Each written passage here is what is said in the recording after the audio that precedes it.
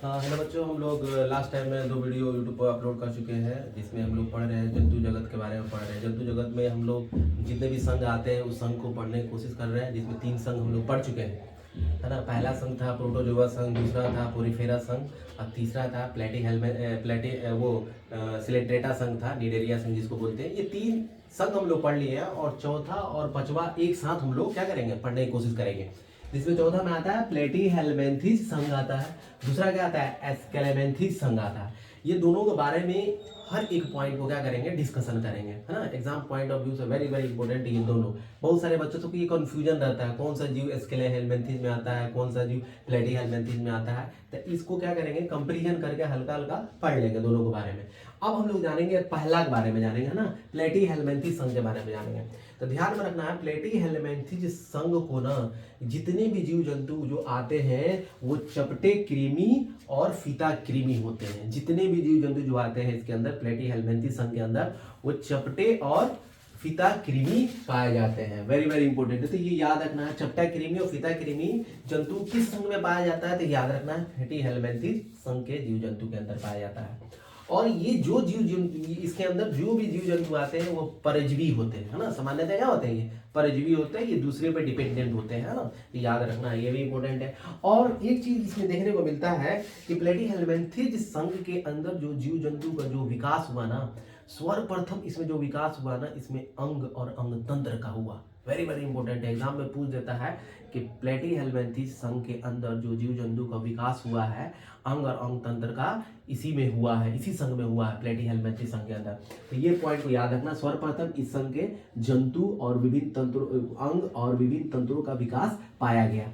और बात आता है कि अगर ये जीव जंतु सांस भी लेते हैं और क्या करते हैं, उत्सर्जन भी करते हैं। तो सांस लेते हैं ये अपने बॉडी के सतह से, यानी त्वचा के सतह से लेते हैं। वेरी वेरी इंपॉर्टेंट है। लेकिन अगर उत्सर्जन की बात करेगा तो उत्सर्जन के लिए इन लोगों इस जीव के अंदर एक स्पेसिफिक कोशिका होता है ना। उस कोशिका का नाम होता है ज्वाला कोशिका। इसी ज्वाला कोशिका के थ्रू ये क्या करते हैं, अपने बॉडी से मल मूत्र त्याग करते हैं, यानी उत्सर्जन करते हैं। तो ज्वाला कोशिका ज्वाला कोशिका क्या होता है, कोशिका के थ्रू ये उत्सर्जन करते हैं। तो ये भी याद रखना, वेरी वेरी इंपॉर्टेंट है। बहुत सारे एग्जाम में ये पूछा हुआ आ गया है कि ज्वाला कोशिका के थ्रू कौन से संघ के जीव जंतु उत्सर्जन करते हैं। 4 ऑप्शन दिया हुआ था, तो याद रखना है प्लेटीहेल्मिन्थेस संघ के जीव जंतु ज्वाला कोशिका के थ्रू अपना एक्सक्रीशन यानी उत्सर्जन करते हैं।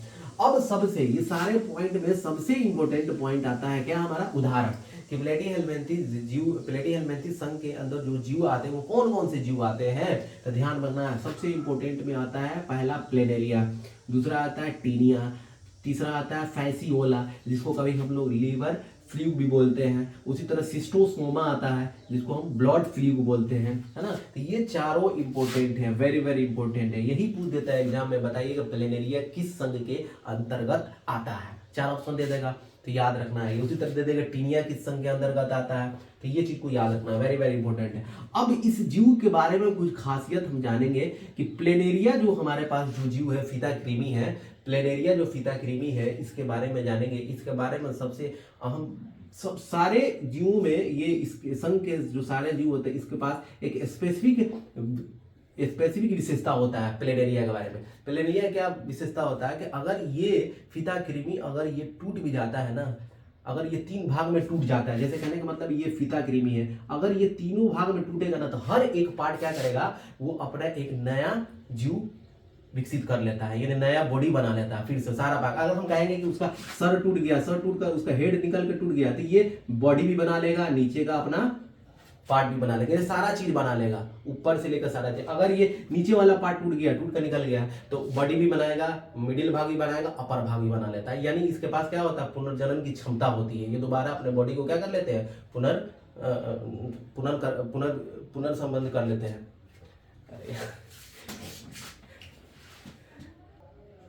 तो प्लेनेरिया क्या कर लेते हैं, अपने बॉडी रीजनरेशन कर लेते हैं ना, दोबारा बना लेते हैं। तो इनके पास ये खासियत होती है प्लेनेरिया की, वेरी वेरी इंपॉर्टेंट है।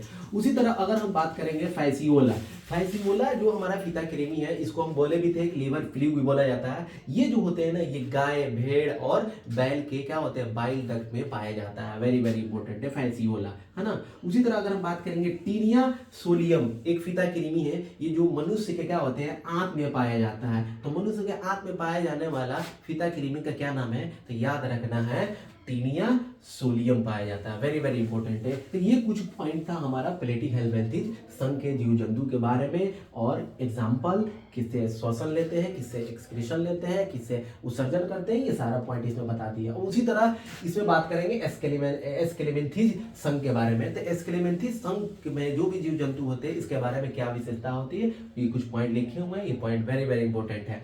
अब इसमें हम बात करेंगे एस्केलेमेंथिस संघ को हम निमेटोडा संघ के नाम से भी जाना जाता है। निमेटोडा संघ के नाम से भी क्या होता है, जाना जाता है। तो पहले पॉइंट तो यही याद करना है कि निमेटोडा संघ को किस नाम से जाना जाता है, तो याद रखना एस्केलेमेंथिस संघ के। और हम बात करेंगे इसमें जो भी जीव जंतु आते हैं वो क्या होते हैं, गोल कृमि होते हैं, सूत्र कृमि होते हैं। गोल बोले तो राउंड होते हैं, सूत्र बोले तो थ्रेड होते हैं। तो ये दोनों थ्रेड, सूत्र और गोल कृमि एंड सूत्र कृमि दोनों तरह के पाए जाते हैं। और ये सामान्यतः जो होता है ना, जलीय और स्थलीय दोनों जगह मिलते हैं। ये भी इसके अंदर भी जो जीव जंतु आते हैं ना, वो परजीवी होते हैं, ध्यान में रखना। ये भी क्या होते हैं, परजीवी होते हैं सामान्यतः, है ना, परजीवी होते हैं। और इसकी बात करेंगे, इसमें भी उत्सर्जन और क्या होगा, श्वसन होगा। तो जनरली इसमें कोई ऐसा स्पेसिफिक कोशिका नहीं पाया जाता है। ये जनरली त्वचा से क्या करते हैं, अपनी बॉडी के बाहरी सतह से क्या करते हैं, ये क्या करते हैं, सांस लेते हैं और उत्सर्जन करते हैं। तो ये पॉइंट है ना, याद रखना है, वेरी वेरी इंपॉर्टेंट। हाँ, सबसे इंपॉर्टेंट पॉइंट क्या है, बार बार बोल रहे हैं, हर संघ में जितने भी संघ पीछे भी पढ़ा चुके हैं, संघ का एग्जाम्पल याद करना है, क्योंकि ज्यादातर क्वेश्चन एग्जाम्पल से ही पूछ लेता है। तो अगर हम बात करेंगे एग्जाम्पल, एस्केलेमेंथिस संघ के एग्जाम्पल कौन कौन सा हो जाएगा, पहला हो जाएगा एस्केरिस, वेरी वेरी इंपॉर्टेंट, बुचेरिया, ट्राइकिनेला, उसके बाद एट्रोवियस। ये चार इंपॉर्टेंट क्या है, इसका एग्जाम्पल, ये जो इसमें पाए जाते हैं, है ना। अब हम बात करेंगे जो एस्केलेमेंथिस संघ के अंदर जो हमारे सूत्र कृमि या गोल कृमि पाए जाते हैं, इस कृमि, ये कृमि की वजह से मनुष्य में भी क्या होता है, मनुष्य में बहुत सारे रोग पाया जाता है। तो पहला होता है कि मनुष्य में जो फाइलेरिया रोग होता है, फाइलेरिया बोले तो हाथी पांव बोला जाता है। ये रोग जो होता है वुचेरिया गोल कृमि के द्वारा होता है, वुचेरिया गोल कृमि के द्वारा होता है। वेरी वेरी इंपॉर्टेंट है। तो कभी कभी पूछ देता है फाइलेरिया होने का रीजन क्या है मनुष्य में, तो बोल देंगे वुचेरिया कृमि, गोल कृमि की वजह से होता है। उसी तरह मनुष्य में एस्केरियासिस रोग पाया जाता है ना, दूसरा रोग एस्केरियासिस रोग। तो ये किससे में, ये हमारे एक आंत में पाया जाने वाला गोल कृमि होता है, जिसका नाम होता है एस्केरिसिस, एस्केरियस पाया जाता है। तो ये इसके वजह से क्या होता है, एस्केरिसिस रोग आ जाता है, यानी नाम पे ही है इसका, है ना, इसका गोल कृमि का नाम इस रोग के नाम पे ही है। उसी तरह मनुष्य में, कुछ जंतु में, जैसे सुअर में पाया जाने वाला एक रोग है, जिस रोग का नाम बोलते हैं ट्राइकिनोसिस बोलते हैं, ट्राइकिनोसिस बोलते हैं। ये रोग जो होता है ट्राइकिनेला, ये भी मनुष्य के या जीव जंतु के आंत में पाया जाता है। ट्राइकिनेला गोल कृमि की वजह से ये रोग क्या होता है, पाया जाता है। तो ये जितना